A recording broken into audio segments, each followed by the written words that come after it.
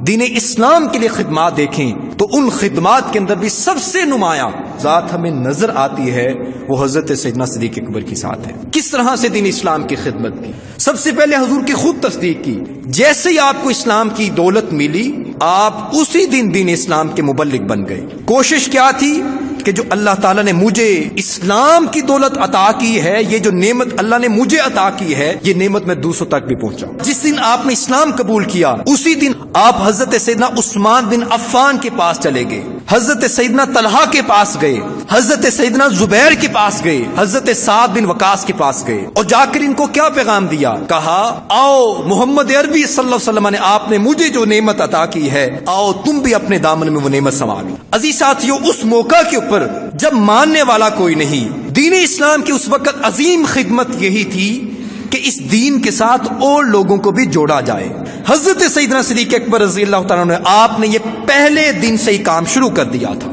پھر جیسے ہی دوسرا دن طلوع ہوا آپ حضرت سیدنا عثمان بن مظعون کے پاس چلے گئے، حضرت ابو عبیدہ بن جراح کے پاس گئے، حضرت عبد الرحمن بن عوف کے پاس گئے، حضرت ابو سلمہ کے پاس گئے، حضرت سیدنا ارقم کے پاس گئے۔ یہ 9 عظیم شخصیات ہیں جن کے پاس حضرت سیدنا صدیق اکبر رضی اللہ تعالیٰ خود چل کر گئے، اور یہ یاد رکھے گا یہ اکابر شخصیات ہیں جن کی وجہ سے دین اسلام کو بہت زیادہ فائدہ ہوا۔ اگر ان شخصیات نے اسلام قبول کیا تھا تو حضرت سیدنا صدیق اکبر کی دعوت پہ اسلام قبول کیا۔ اس سے جو میں آپ کو پیغام دینا چاہتا ہوں، ہمارے لیے جو مسلمان ہونے کے ناطے جو سب سے بہترین آئیڈیل اور ماڈل شخصیت ہے وہ حضرت سیدنا صدیق اکبر کی ذات ہے، اور آپ نے یہ پیغام دیا کہ اگر تمہارے پاس اسلام کی نعمت ہے، اسلام کی دولت ہے، تو اس دولت کو صرف اپنے تک محدود نہ رہنے دو بلکہ اس کو آگے بھی پہنچاؤ، آگے بھی اس کو منتقل کیا جائے۔ اگر آپ کے پاس کوئی اچھی بات ہے اسلام کی، آپ اس کو آگے پہنچائیے۔ اگر آپ کسی کو خیر کی دعوت دے سکتے ہیں آپ یہ آگے پہنچائیے۔ اگر آپ کسی کو برائی سے منع کر سکتے ہیں آپ برائی سے منع کیجیے۔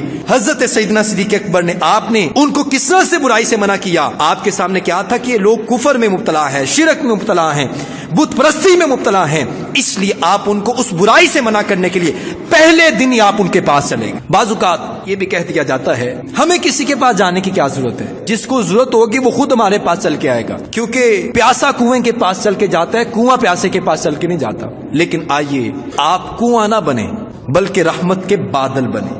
کنواں کسی کے پاس چل کے نہیں جاتا، لیکن جو رحمت کا بادل ہوتا ہے نا وہ خود چلا جاتا ہے، وہ خود جا کے برستا ہے، وہ اپنوں کی زمین پہ بھی برستا ہے، وہ غیروں کی زمین پہ بھی برستا ہے، وہ ان پہ بھی برستا ہے جو اللہ کو مانتے ہیں، وہ ان پہ بھی برستا ہے جو اللہ کو نہیں مانتے، وہ مسلمانوں پہ بھی برستا ہے، وہ کفار پہ بھی برستا ہے۔ حضرت سیدنا صدیق اکبر آپ بھی اگر یہ سوچتے کہ مجھے کسی کے پاس چل کے جانے کی کیا ضرورت ہے، سب سے بڑی دولت تو ایمان کی دولت ہے نا، کسی کو ضرورت ہو کہ خود چل کے میرے پاس آ جائے گا، نہیں نہیں نہیں، آپ رحمت کے بادل بن گئے جو خود چل کے جا رہے ہیں، خود دعوت دے رہے ہیں۔ اس لیے دنیا کی خاطر تو جاتے ہی ہیں نا پیارے بھائیوں، دین کی خاطر بھی قربانی دینا سیکھ لیجیے۔ یہ پیغام کہاں سے ملتا ہے؟ حضرت سیدنا صدیق اکبر کی بارگاہ سے ملتا ہے۔